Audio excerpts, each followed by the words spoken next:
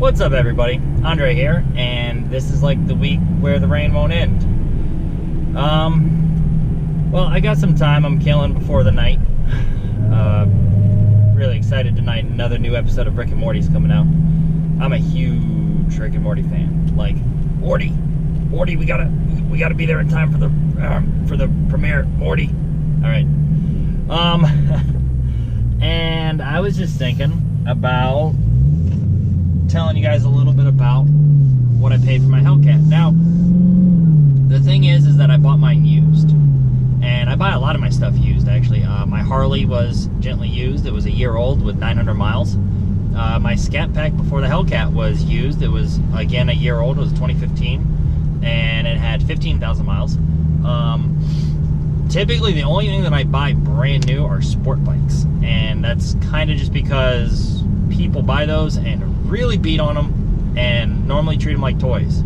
You don't know if that oil's been changed once or 10 times in 5,000 miles. You don't know if it's been changed more than twice in 20,000 miles. Like, you don't know what's been done to that bike unless you really, really know the person you're buying it from. So normally I'm willing to go ahead and just spend the money on a brand new sport bike.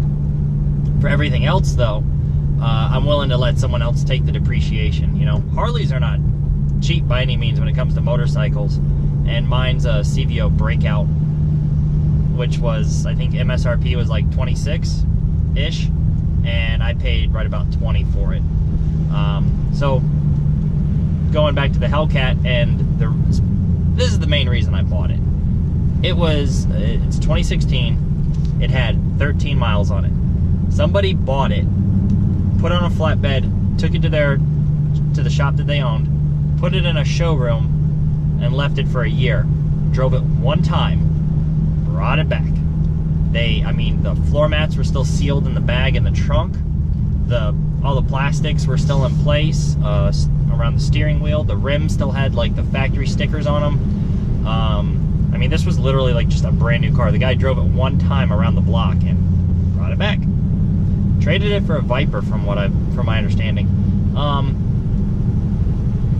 And so yeah, the whole front half of the car was wrapped in Expel, in a clear wrap.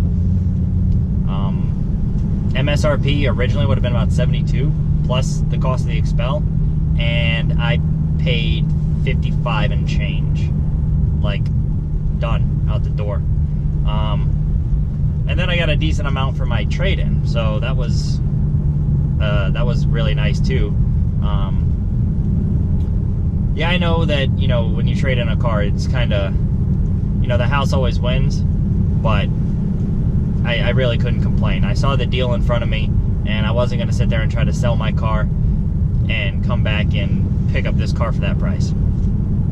Yes, I could have found a cheaper Hellcat if I was looking for cheap. I could have gone with a couple thousand miles. I've even found some that were anywhere from 5,000 to 15,000 miles for less than 50, with some modifications.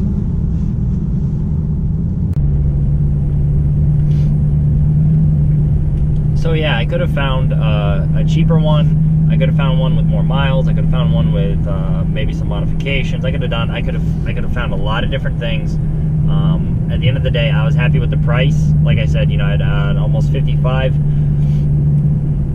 And it had 13 miles on it.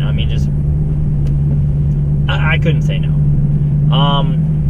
Some of the drawbacks, and this is what I'll mention, some of the drawbacks from not buying new and buying used are simply that you're not going to get the car exactly the way you want it. I had to settle on a couple of things. For example, I have another black Challenger, and I swore after my Scat Pack that I was not going to own another black car, ever. It is the hardest thing to keep clean. And if you have never owned a black car, it is truly a nightmare. You wash it, you wax it, you get it detailed. I don't care what you do. 20 minutes later, the thing looks like crap if you've driven it. If you've left it in a garage, like a dust-free garage, it'll look great for about a day. But, and that's just the consequence of owning a black vehicle. You really have to invest in methods to keep it clean. You have to really do your research. If you're going to wash it yourself, you really need to do research on what you need to do to take care of it. And in order to not create swirl marks and and scratches in the finish. And so by not buying something new, buying something used, you're subject to, obviously, you know, at that point you're looking at the deal maybe more than anything. You say, okay, well, this is a worthwhile deal, but I'm not going to get the color that I want. Not the end of the world. You could wrap it, you could do whatever you want to it once it's yours.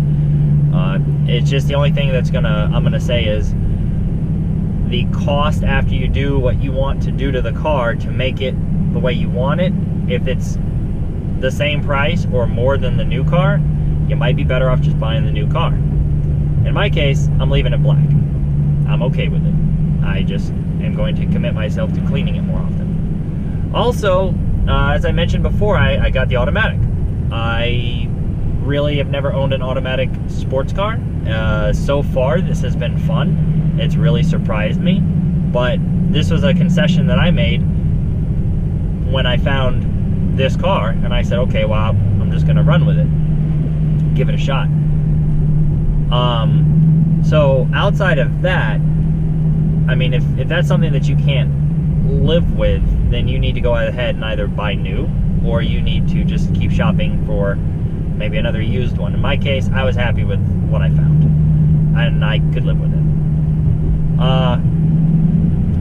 Certainly some of the benefits of buying new, besides just getting it the exact way that you want it, you don't have to worry about anything. You don't have to worry about, you know, okay, the guy let it sit for a year. You know, I really checked this car out before I decided to pull the plug on it. Excuse me, pull the trigger on it. And, you know, I was okay with it. But, you know, the oil filter, factory installed, had the stamp on it. The oil was still from the factory, so the first thing I did was run the car a few times and change the oil. You know, you don't have to worry about really any of that when you're buying a brand new car, because everything is relatively new. You don't have to worry about year-old oil in it. And if that doesn't bother you, then, I mean, hey, what do I know? I'm not necessarily a mechanic. I just don't like old fluids in the car. Buying used, though, does have a lot of advantages. There are plenty of people in this world with tons of money willing to buy a brand new vehicle, keep it for a year or two, and then get rid of it with low miles. Which, honestly, I'm going to say drives me crazy. I can't stand someone selling a car that they've barely driven. Like, I mean, why even buy it in the first place? It's just, you know, it just doesn't make any sense to me. Why even have the car if you're not going to drive it like you stole it as often as you can?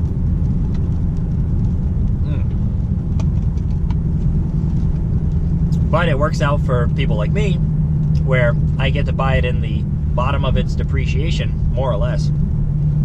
And then in a year or two, I can get rid of it for about what I paid for it, at the very least. Like my Scat Pack. I paid $32 and change for it a year ago. And I got rid of it for $31. And its book value, if you looked it up, was about $31. So, what'd I lose out? Not too much.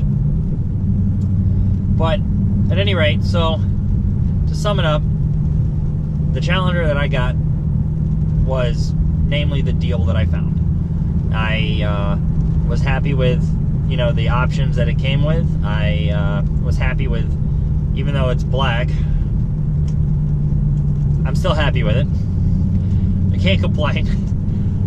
For me, the price was just too good. I'd been shopping these for a while. I was getting ready to buy one in the next 6 months, and when I found this one, I said that the time was right. And that's really a decision that you have to make for yourself when you're shopping for these. You know, I was shopping ZL1s, Z06s used, and used Vipers.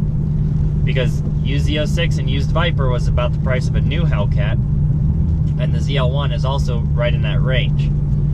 So when I came down to this one, I just said it was right. It was it's what I wanted. It was pretty much brand new, and the price was right. But anyways, that's enough rambling for today. I will catch you guys later. Bye.